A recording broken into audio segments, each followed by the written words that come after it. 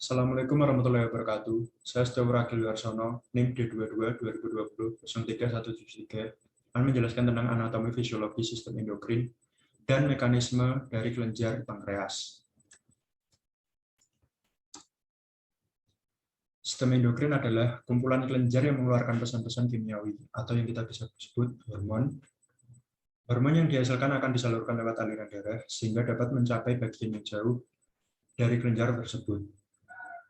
Macam-macam kelenjar pada sistem endokrin ada hipofisis, hipotalamus, tiroid, paratiroid, timus, adrenal, pankreas, dan gonad. Yang pertama, kelenjar hipofisis. Terletak di dasar cerebrum di bawah hipotalamus, memiliki fungsi sebagai pengatur kelenjar endokrin lainnya yang ada di dalam tubuh. Kelenjar hipofisis dibagi menjadi 3 lobus, yaitu lobus anterior, lobus intermedia, dan lobus posterior. Yang kedua, kelenjar hipotalamus, terletak di dasar cerebrum di atas kelenjar hipofisis. Berfungsi memastikan dan mempertahankan semua sistem tubuh berjalan stabil.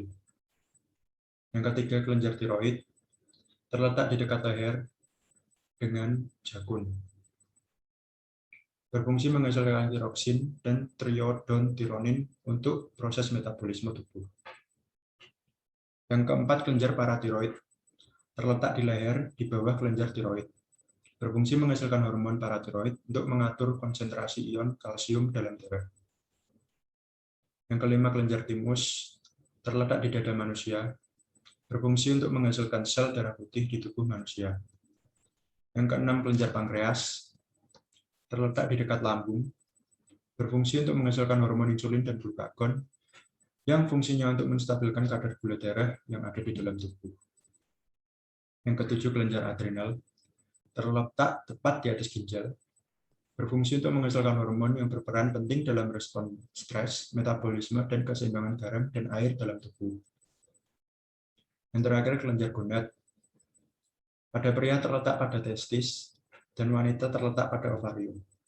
Berfungsi untuk memproduksi hormon seks seperti testosteron, estrogen, dan progesteron pada pria dan wanita. Kemudian mekanisme kelenjar pankreas. Kelenjar pankreas menghasilkan 2 hormon, yaitu insulin dan glukagon. Untuk insulin, pada seseorang setelah selesai makan, kadar gula darah akan meningkat. Kemudian terjadi pelepasan hormon insulin dari sel beta pankreas. Insulin akan membuat glukosa dapat masuk ke dalam sel dan menempel pada reseptor insulin yang ada pada sel di seluruh tubuh. Kemudian, sel-sel akan mengambil glukosa dan dijadikan menjadi sumber energi dan mengubahnya menjadi glikogen. Insulin juga memberikan sinyal kepada hati untuk mengubah glukosa yang ada di dalam hati menjadi glikogen, protein, dan lemak. Kemudian glukosa akan disebarkan ke seluruh tubuh kembali dan membuat kadar gula darah pada tubuh menjadi normal. Yang selanjutnya, glukagon. Glukagon terjadi saat seseorang tidak menerima asupan makanan atau sedang berpuasa. Tubuh akan kekurangan kadar gula darah, sehingga tubuh akan menggunakan glukosa yang tersimpan di hati dan tubuh. Kemudian, sel-sel alfa pankreas akan menghasilkan hormon glukagon, dan glukagon akan memberikan sinyal ke hati untuk mengubah glikogen menjadi glukosa untuk disebarkan kembali ke seluruh tubuh, sehingga kadar gula darah akan normal kembali. Terima kasih. Wassalamualaikum warahmatullahi wabarakatuh.